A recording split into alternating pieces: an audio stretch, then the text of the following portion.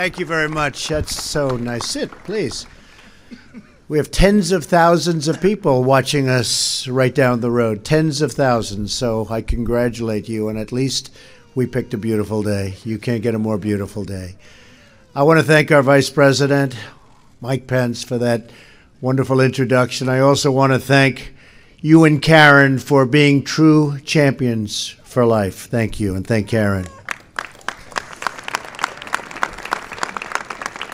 Today I'm honored and really proud to be the first president to stand with you here at the White House to address the 45th March for Life. That's very, very special. 45th March for Life, and this is a truly remarkable group. Today, tens of thousands of families, students, and patriots, and really just great citizens gather here in our nation's capital. You come from many backgrounds, many places, but you all come for one beautiful cause: to build a society where life is celebrated, protected, and cherished. The March for Life is a movement born out of love. You love your families, you love your neighbors, you love our nation, and you love every child, born and unborn, because you believe that every life is sacred, that every child is a precious gift from God.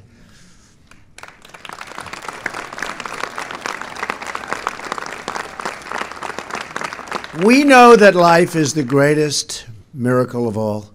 We see it in the eyes of every new mother who cradles that wonderful, innocent, and glorious newborn child in her loving arms. I want to thank every person here today and all across our country who works with such big hearts and tireless devotion to make sure that parents have the care and support they need to choose life. Because of you, tens of thousands of Americans have been born and reached their full God-given potential. Because of you. You're living witnesses of this year's March for Life theme, and that theme is Love Saves Lives.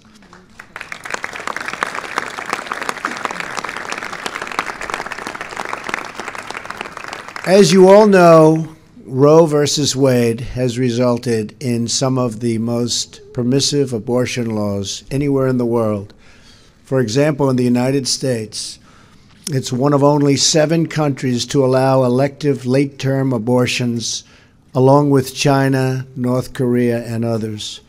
Right now, in a number of states, the laws allow a baby to be born from his or her mother's womb in the 9th month. It is wrong. It has to change. Americans are more and more pro-life. You see that all the time. In fact, only 12% of Americans support abortion on demand at any time. Under my administration, we will always defend the very first right in the Declaration of Independence, and that is the right to life.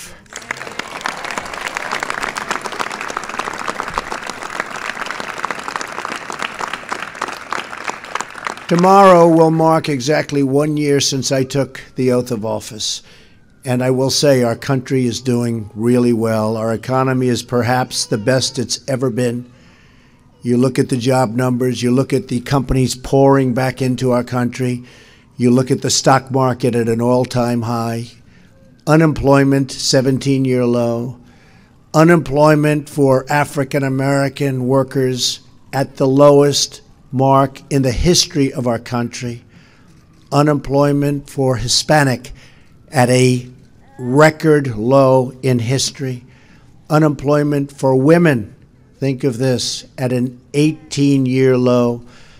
We're really proud of what we're doing. And during my first week in office, I reinstated a policy first put in place by President Ronald Reagan, the Mexico City policy. I strongly supported the House of Representatives' pain-capable bill, which would end painful late-term abortions nationwide. And I call upon the Senate to pass this important law and send it to my desk for signing.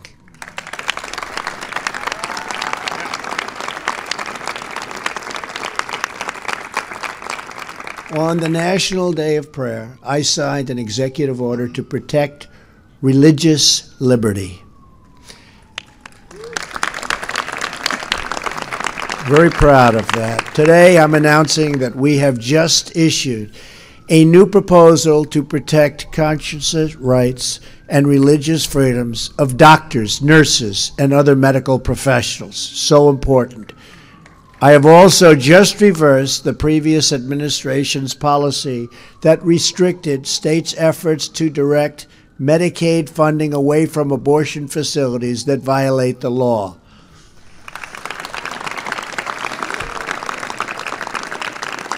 We are protecting the sanctity of life and the family as the foundation of our society.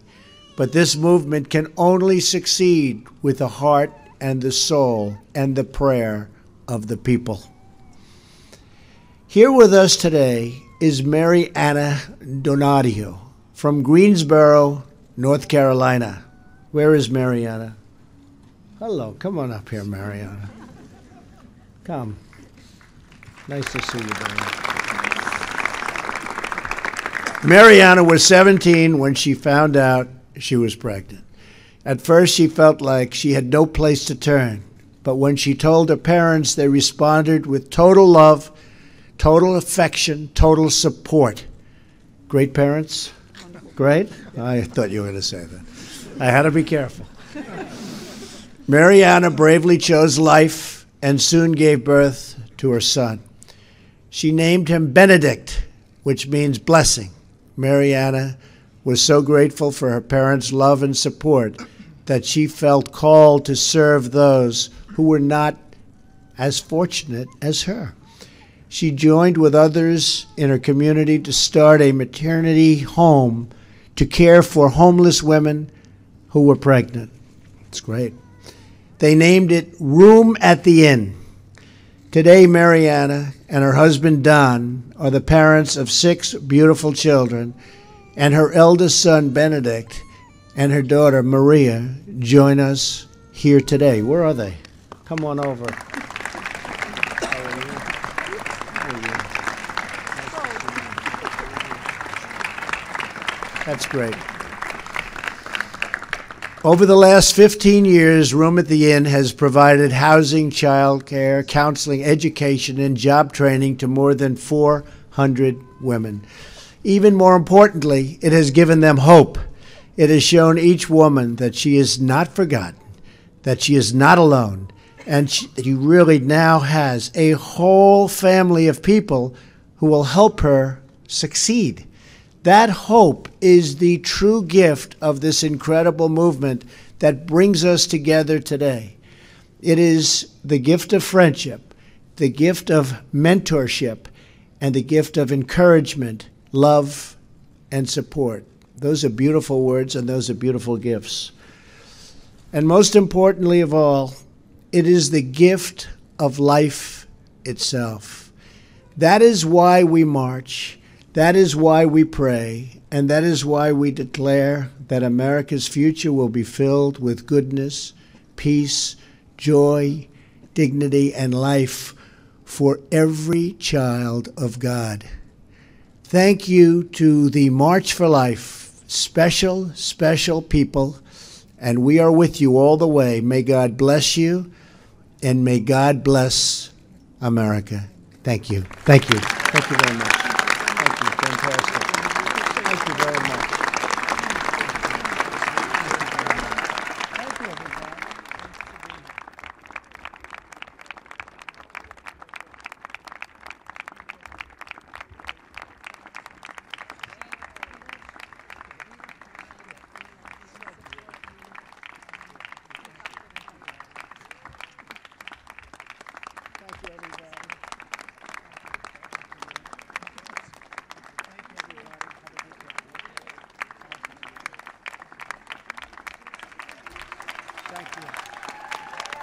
Thank you, everybody.